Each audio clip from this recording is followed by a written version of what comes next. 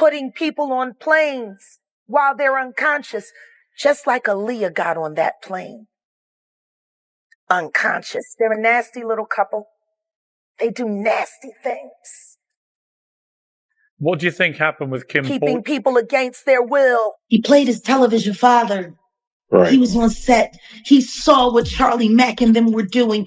He knew they were taking those young boys to Diddy. They all knew. Nobody saved him. That's the sentence nobody wants to say out loud, because the moment you say it, you have to ask the next question. Who was supposed to? And then the question that changes everything. Who saved her? But here's what nobody is connecting. There is a version of the music industry that the public is allowed to see. Award shows, magazine covers, red carpets, collaborations, carefully worded Instagram posts. That version is real, but it is also curated.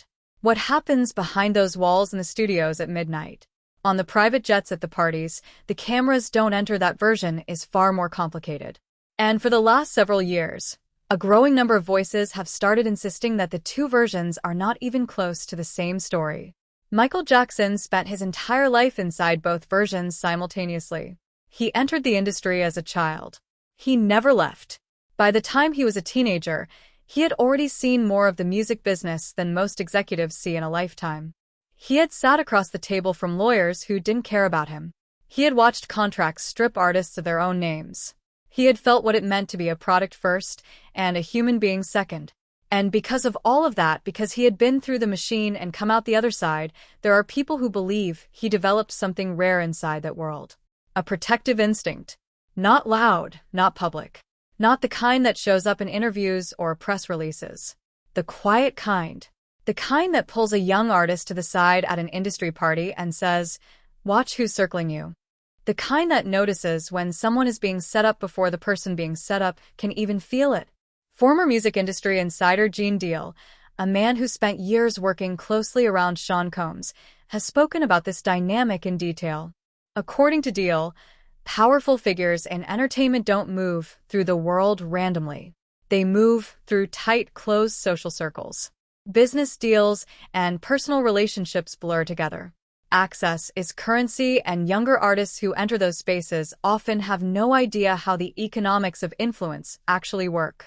Deal's perspective is based on proximity. He was in those rooms. He saw who moved freely, who was watched, who was welcome, and who was being positioned without knowing it. And in multiple conversations, he made clear that not every powerful figure in that era operated the same way. Some used their status to pull people in. Others, he suggested, used theirs to push people back. Michael Jackson, according to people who worked around him, was the latter. Pierce. Epstein, who may have some dealings with Diddy, he died in that place. So they may have a good case, but it's still up to the prison system to decide where he goes. Deal wasn't speaking in abstractions. He was speaking from a map. A map of who knew who owed who protected who, and who cleaned up the mess when things went wrong. And somewhere on that map, he suggests, was a young woman named Aaliyah. And somewhere nearby, watching the map, was Michael Jackson. By the year 2000, Aaliyah Dana H. Houghton was not just a rising star. She was the star. The voice was untouchable.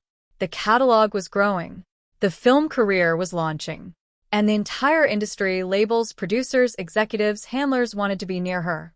That last part is important. When you become that valuable, the people who approach you are not all approaching you the same way. Some want the collaboration. Some want the energy in the room. Some want the access that being near you creates. And some, the ones you have to learn to identify before it's too late, want to own something about your future. Aaliyah had been navigating powerful men since she was 15 years old. The R. Kelly marriage, illegal, predatory, documented, was the first public proof that the industry was not protecting her. It was consuming her, and the people who could have spoken up, who could have said something when it was happening, largely said nothing. He married a 15-year-old, and everybody at that point, until it became common, or like it became the in thing to do, wasn't nobody disrespecting R. Kelly. Everybody was still going to a show until it became popular opinion. Dame Dash said it plainly. The silence wasn't confusion. It wasn't ignorance. It was calculation. People stayed quiet because the machine was still producing music they wanted to hear, money they wanted to make, and connections they weren't willing to risk. Aaliyah's safety was never the priority of the industry. Her talent was, and talent in that world can be extracted from someone whether they want it to be or not. This is the context Jaguar Wright keeps trying to force people to look at directly. Wright has spent years insisting that the public version of Aaliyah's story, the grieving fans, the tragic accident, the plane crash in the Bahamas, is not the complete story.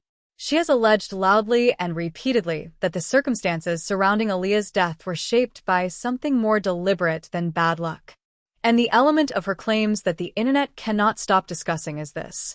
Aaliyah, she alleges, was already unconscious before she was ever placed on that plane. Putting people on planes while they're unconscious, just like Aaliyah got on that plane. Unconscious. There's a lot of things that people don't want to talk about.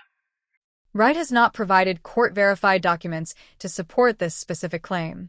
It is important to say that plainly, what she has provided is a consistent account repeated across multiple platforms that connects the last hours of Aaliyah's life to the same network of powerful people who have since been implicated in a growing list of serious allegations.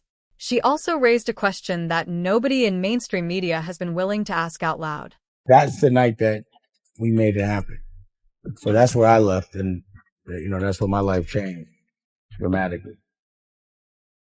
Yeah. That day, that's when it happened. I was, like I said, me and homeboy was both getting at her.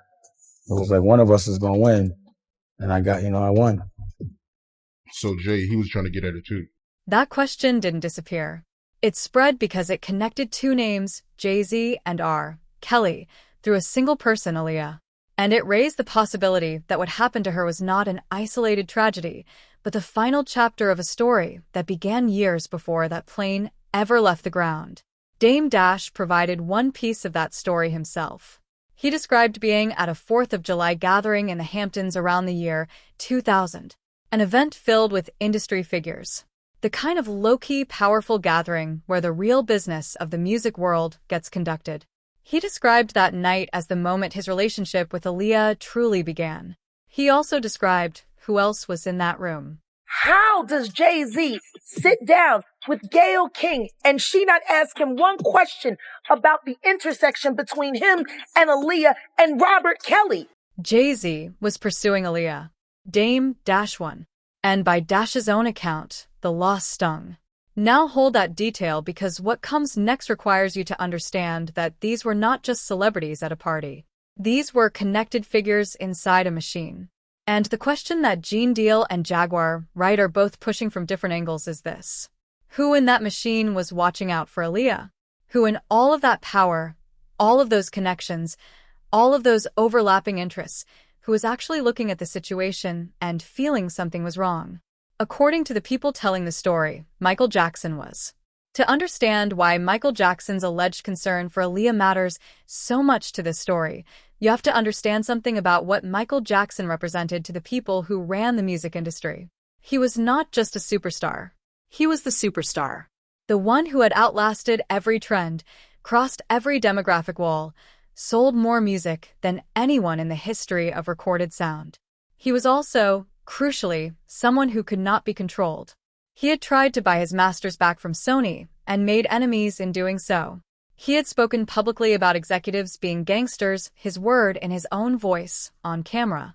He had survived accusations designed to destroy him, faced a system built to consume him, and kept standing.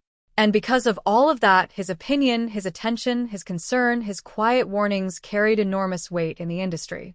The people who ran that world did not fear Michael Jackson's music.